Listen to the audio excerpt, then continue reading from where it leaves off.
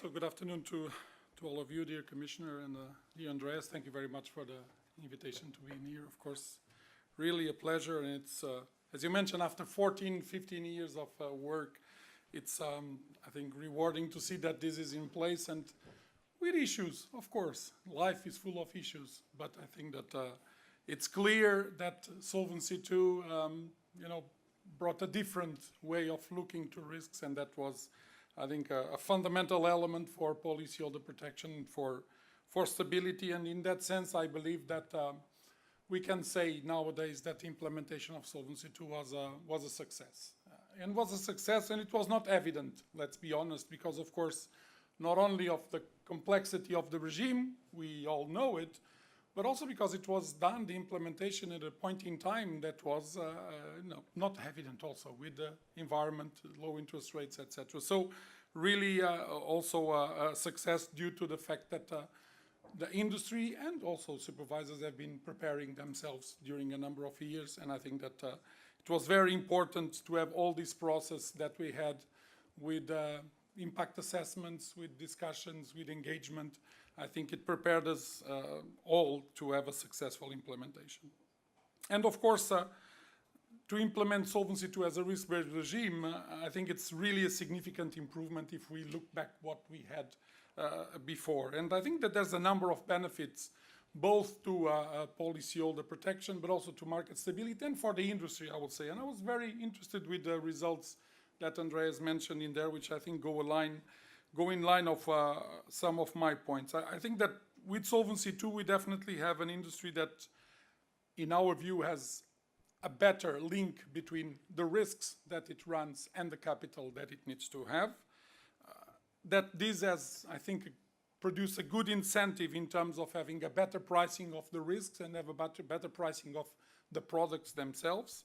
And of course, also, I think it helped definitely, as you mentioned, Andreas, on the way to evolve the business models in insurance in an environment in which the one that we are right now. So that, I think, is one of the successes of Solvency II.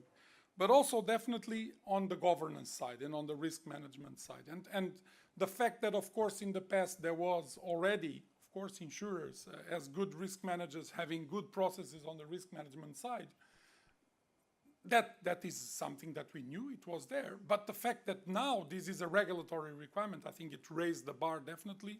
And the level that we see around in terms of the board discussions, the growing governance attitude with the key functions, the way that risk management is done in the companies, I think it's really a different way of dealing with things. And I think that the European insurance industry has a clear advantage worldwide in relation to this area. So a lot, I would say, that we gained with that. But we also gained a lot, I think, in terms of overall transparency. And this is something which is reflected there in what you showed, Andreas, on the quality of data. This is something that for an industry that has a business that is based on data, this is, I think, a fundamental element going forward in terms of the quality of the business, the capacity to generate new products, to adapt them to the clients. The quality of data that we have nowadays with Solvency II, it's by far better than what we had before. And this is due, of course, to have more harmonized reporting. This is due, of course, to have also disclosures that are much more transparent and that push, of course, for better quality data. So a big step also, I believe, in terms of transparency. But of course, nothing in this life is perfect. And as I always mention since the beginning, Solvency II is not perfect. That's for sure. And of course, it is part of good regulation to look at what we have and to adapt it and to evolve, of course, according to the evolutions that we see out there in the market. So reviewing the practical implementation of Solvency II is, of course, important, a very good idea, and that's why we have, of course, these two reviews envisaged in the regulatory framework. And so in my view, it makes perfect sense looking at the regime. And of course, let me be very honest, I don't think that there should be sacred cows in the regime. If there are issues that we need to confront, we should be open to confront them. Now, what I would think that we need to maintain are the fundamental core elements of Solvency II. the core elements of policyholder protection and market stability. I think we need to maintain them. There are a number of elements in the regime that are the core values of this regime. And while, of course, we need to adapt it to be more proportionate, hopefully less complex, and, of course, also to take account of this dialogue between risk and capital, if we are really triggering and taking it correctly, we need to maintain the overall logic of Solvency II of policyholder protection, because I really believe that that is a plus for the regime and for the credibility of the regime and for the credibility of the insurance market. So we really should not forget that what we have done had a purpose. It was also to brought in a post-crisis scenario, also to bring more trust, more confidence to the financial markets. And that is a fundamental element for the credibility of the sector. If there is the perception that we are now redoing everything that we have done with Solvency II, I think that that will not be good, definitely, for also the insurance market. Now, as the Commissioner mentioned it, in the first review of 2018, we had these three main objectives: the increasing proportionality, to take a look at any kind of technical inconsistencies, and then the element, of course, of looking at any kind of constraints that were there on financing the economy. I think we have done a pretty good job, to be very honest, and really I want to thank to all the contributions that came from the industry, from the various stakeholders. There is, I think, profound analysis, a lot of transparent, clear. We may agree or disagree, of course, as always there are issues there, but I think it was a very good process, as we are, I think, used to do in a very transparent way.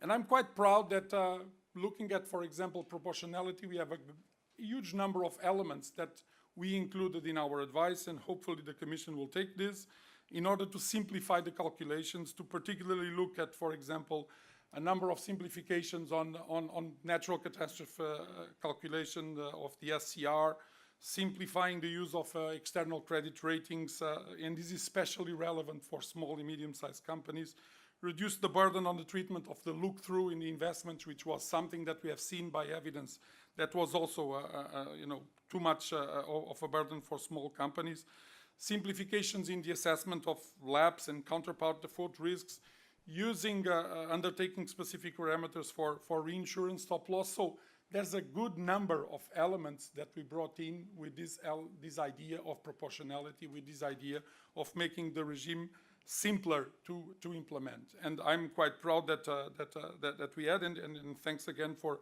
all the contributions that we got from all the market on this. Then on removing technical inconsistencies, and there's of course this point that we know it is polemic, of course, about the interest rate risk. And of course, we all know that the methodology that was used and that is currently used it backs from 2008. We did not take into account, of course, negative interest rates. So it's clear for us right now that in many circumstances, the risk profile of companies currently calculated according to the SCR, it deviates significantly from the risk that exists because it doesn't take into account negative interest rates. So we believe that from a credibility of the regime perspective, we need to deal with this. Actually, this is something that, of course, in internal models is already reflected. We had different ways, and we consulted on different ways of doing this. We came up with this proposal, of course, on using a methodology that is similar to the one that is already used by internal model users. And of course, we know that this has an impact. In some circumstances, a big impact. So of course, we also propose to have this materialized during a period of 3 years. Now, I think that, of course, it's completely legitimate for the Commission to take a decision politically, but I think it was also important that from a supervisory side, we confronted the risk that is there, and we came with I would say, a well-thought and discussed and consulted proposal. This is an issue, of course, that will continue to be there, but I think it's important for the credibility of the regime. Also on the loss absorbing capacity of deferred taxes, this is something that, of course, is quite relevant in material for insurers. We saw a wide diversity, and the wide diversity, let's be very honest, we're not talking about in here of diversity coming from the implementation of different tax regimes in different countries. That's a given. We don't discuss that. The diversity that we have seen and that we have tried to deal with is especially in terms of the projection of the future profits that in each of the countries, each of the companies use. And there were, of course, different approaches to this, both from the industry and from the supervisors. So what we propose is a set of principles in order to bring this in a much more convergent way. And I think that that's an element of really also a level playing field. And this should be the way, of course, of reacting to the implementation and to see the differences that we have out there. So while maintaining a degree of flexibility,